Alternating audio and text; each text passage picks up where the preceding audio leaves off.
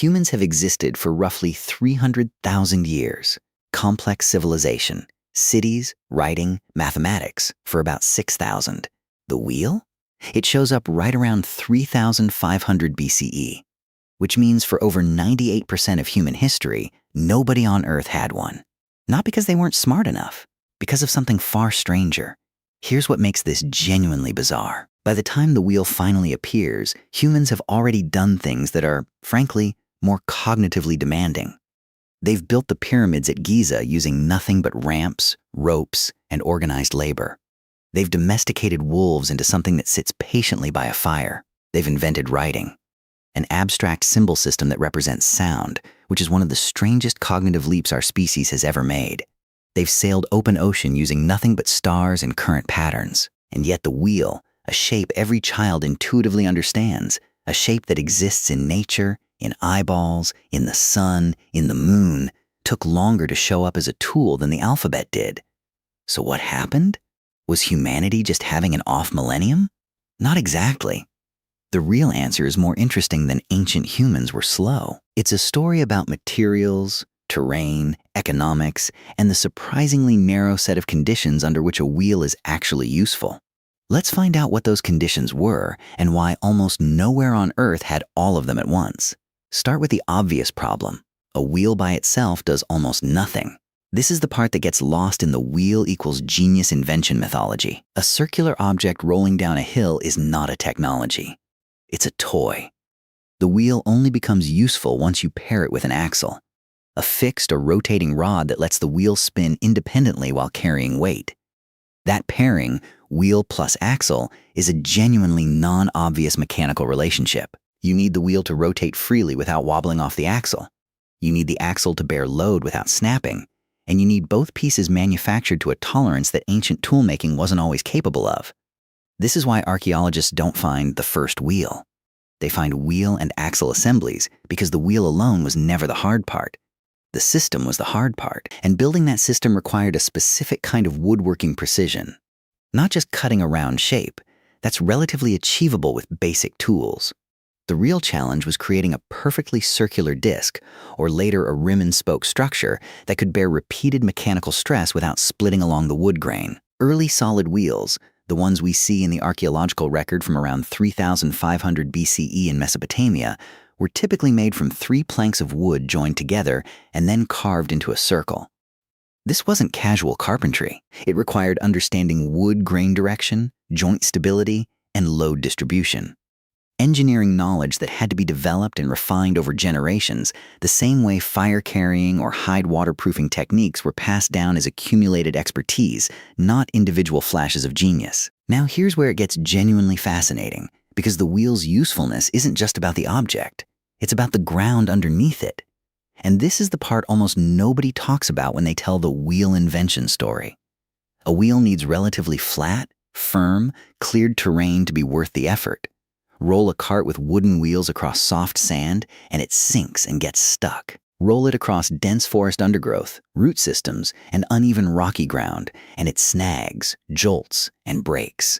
Roll it up a steep mountain trail, and it's actively worse than just carrying the load, or dragging it, or using an animal directly. This single fact, that wheels require specific terrain to outperform the alternatives, explains an enormous amount about why the wheel appeared where it did and not everywhere at once.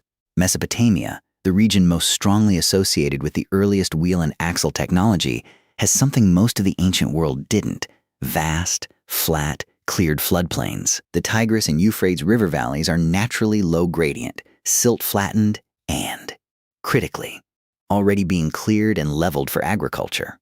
The infrastructure for wheeled transport was, in a sense, an accidental byproduct of irrigation infrastructure.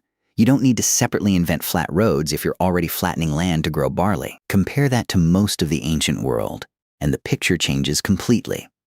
Ancient Egypt, despite being one of the most technologically sophisticated civilizations on Earth, didn't widely adopt the wheel for construction or transport until surprisingly late. The wheel arrives in Egypt mostly through military chariots around 1600 BCE, more than 1,000 years after Mesopotamia. Why? Because Egypt had the Nile. A single, predictable, navigable river running through the entire length of the civilization. Why build roads and carts when you can float everything? Stone blocks, grain, entire armies, on a river that flows in one direction and can be sailed back in the other, thanks to prevailing winds. The Egyptians weren't behind. They had a better solution for their specific terrain, and it didn't require a wheel at all.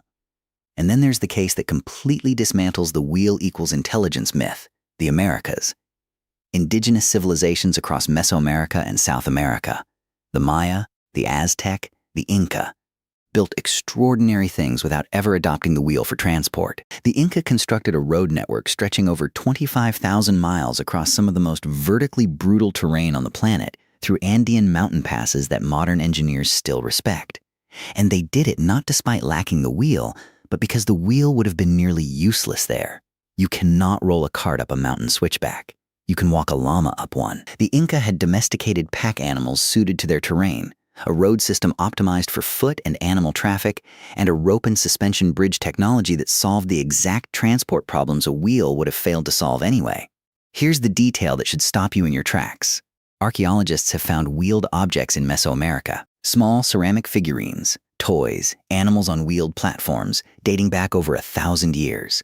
The concept of the wheel, the actual cognitive leap of round object plus axle equals rolling motion, was known, documented, played with by children. And it was never scaled up into transport technology, because in a world of steep mountains, dense jungle, and no large domesticated draft animals capable of pulling a heavy cart, it simply wasn't useful. This is the single most important fact in this entire story, and it's the one that gets left out of nearly every popular explanation. The wheel wasn't a discovery waiting to happen. It was a solution waiting for a problem that matched its specific requirements. And most environments on Earth didn't have that problem. Which brings us to the third piece of the puzzle, one that's just as important as terrain. You need something to pull the wheel. A cart is only revolutionary if you can hitch something powerful enough to it to make hauling heavy loads faster than carrying them by hand. And that requires large, domesticated draft animals. Oxen, horses, donkeys, animals capable of sustained pulling force, animals that a given ecosystem either has or doesn't have. Mesopotamia had access to cattle and, later, domesticated equids. The Fertile Crescent was, in a very real sense, fertile in more than just crops. It was one of the few regions on Earth where humans had already domesticated large, strong, cooperative animals before the wheel even appeared. Put a wheel and axle cart behind an ox, and you've suddenly multiplied the amount of weight one human can move by an enormous factor. Put that same cart in a region with no oxen, no horses, and no domesticated large mammal capable of sustained pulling, and the cart is just a box on wheels that a human has to push, which is often no faster and no easier than simply carrying the load directly. This is precisely the situation across most of the pre-Columbian Americas. The largest domesticated animal available in the Andes was the llama, an animal well-suited to carrying moderate loads on its back across mountain terrain, but not built for pulling heavy-wheeled carts, and not present at all in Mesoamerica, where the Aztec and Maya had essentially no large domesticated draft animals whatsoever. No oxen, no horses, no large pack animals of any kind, until Europeans brought them across the Atlantic. Without a large animal to pull it, a wheel and axle cart in ancient Mesoamerica would have been strictly worse than a human carrier. Heavier to build, harder to maneuver, and no faster. The wheel wasn't rejected. It was correctly assessed as not worth building by people who were, by every measure, brilliant engineers.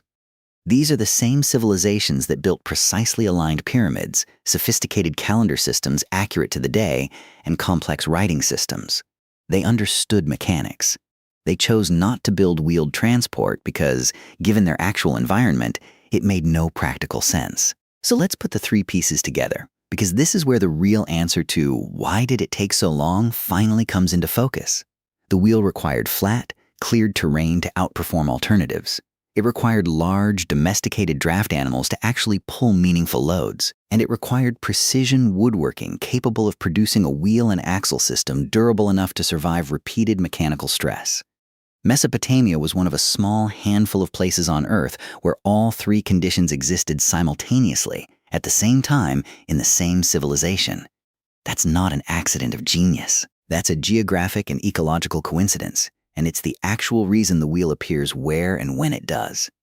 Once you understand this, the 300,000 years without a wheel, statistics stops looking like a story about human stupidity and starts looking like a story about environmental constraint. For the overwhelming majority of human history, humans lived in environments: dense forest, mountains, jungle, Arctic tundra, desert without draft animals, where a wheel and axle cart would have been a worse solution than the ones they were already using.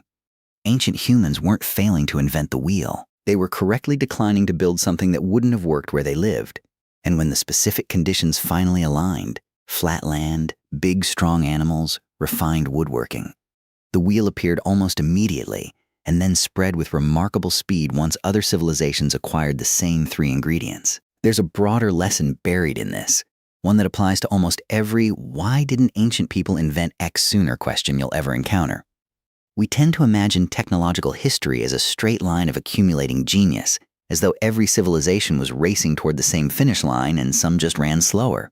But that's not how invention actually works. Invention isn't a pure function of intelligence. It's a function of intelligence meeting environment, meeting available materials, meeting an actual unsolved problem worth solving. The Inca didn't fail to invent the wheel. They solved their transport problem a different way, with roads, rope bridges, and llamas in terrain where a wheel would have failed. The Egyptians didn't fail to invent the wheel. They had a river doing the job a cart would have done, better, for free. The wheel wasn't the finish line. It was one solution among several, correctly adopted only where the underlying problem actually called for it. And this changes how you should think about ancient people in general, honestly. It's tempting, from a modern vantage point surrounded by wheels. Car wheels, bicycle wheels, office chair wheels, the wheels on your grocery cart. To assume the wheel is some kind of obvious universal technology that any